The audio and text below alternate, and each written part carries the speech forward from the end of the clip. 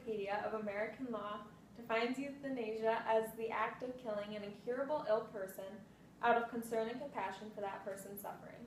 On March 18, 2015, Gallup polls conducted a study and found that an immense 86% of people supported euthanasia.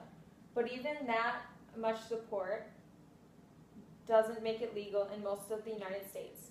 The only states that have legalized it is Washington, Montana, Oregon, and Vermont. Because it is so controversial, people have very differing opinions, as I'm sure you do as well. But if this even ever had to happen in your family, I'm sure you'd want to be a little more educated before making a decision.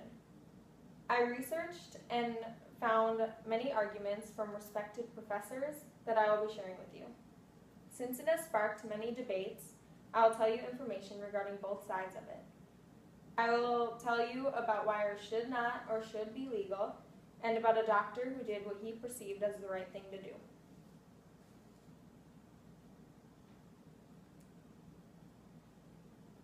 The first side of why it should be legal is because there's been many defenses, such as religious viewpoints, it hurts the medical field, and we need to see the worth in ourselves. Assemblies of God is the largest Pentecostal denomination in the United States. The chairman, Edgar R. Lee, says we simply feel it is not our prerogative to end life. We were created by God, so he should have the power to decide when our time is up. He also goes on to say, God is the giver of life, not us. A professor of Buddhist ethics also says, Buddhism teaches it is morally wrong to destroy human life, including one's own, even if the intention is to end suffering. A staff ethicist at the National Catholic Bioethics Center also opposes it.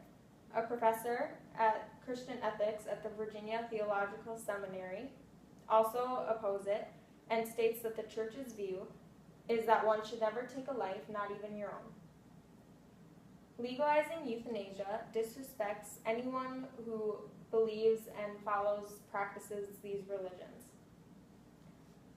Legalizing euthanasia also hurts the medical field. Donald Boudreaux, MD, wrote an article explaining how he couldn't fathom if it ever became legal, because then we would end up teaching how to end a patient's life in medical school. It also leads to other problems, such as a simple way out rather than letting the doctors do what they train to do, which is to save lives. It would also give doctors and nurses too much power and control when it should be ultimately the patient's decision. Also, maybe the most important is that we need to have more respect for ourselves and our bodies. We should not abuse the life we were given.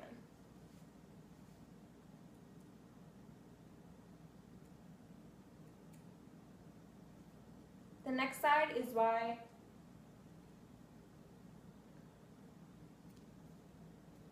it should be illegal. We have the ability to decide what happens to our bodies. It is not murder, and the Hippocratic Oath seems to support it.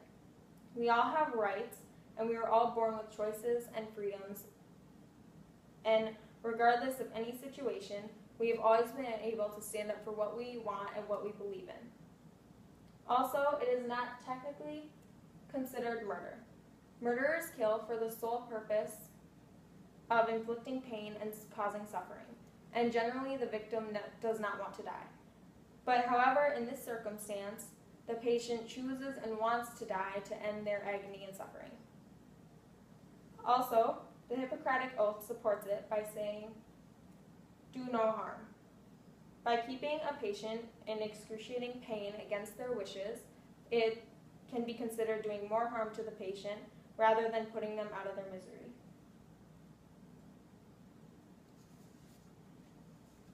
I don't think you can talk about euthanasia without bringing up the infamous name that goes along with it, Dr. Jack Kevorkian, also nicknamed Dr. Death.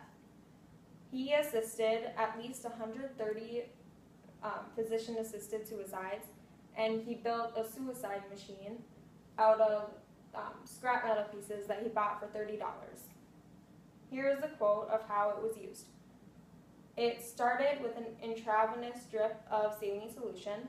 Then the patient would press a button, starting a device that would stop the saline solution and start releasing a drug of thiopental with a 60-second timer. This would put the patient into a deep coma. Finally, the timer's click would begin a lethal dose of potassium chloride, which would stop the heart.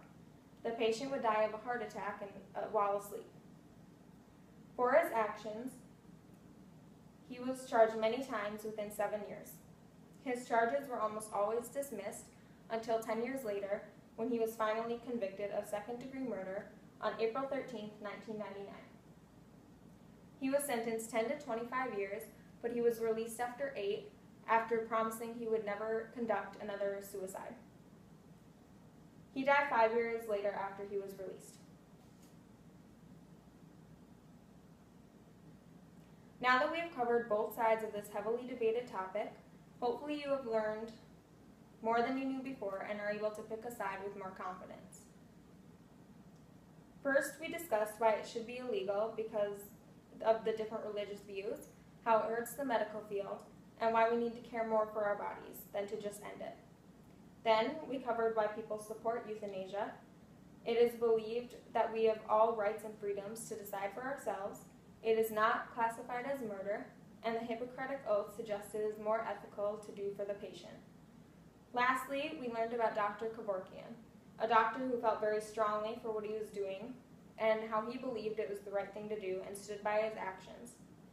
He generated lots of talk about euthanasia and made headlines. It is up to you to decide where you fall in this controversial topic. But keep in mind, what if it was you or someone you loved in this situation? Wouldn't you want to have a choice, and wouldn't that change your opinion?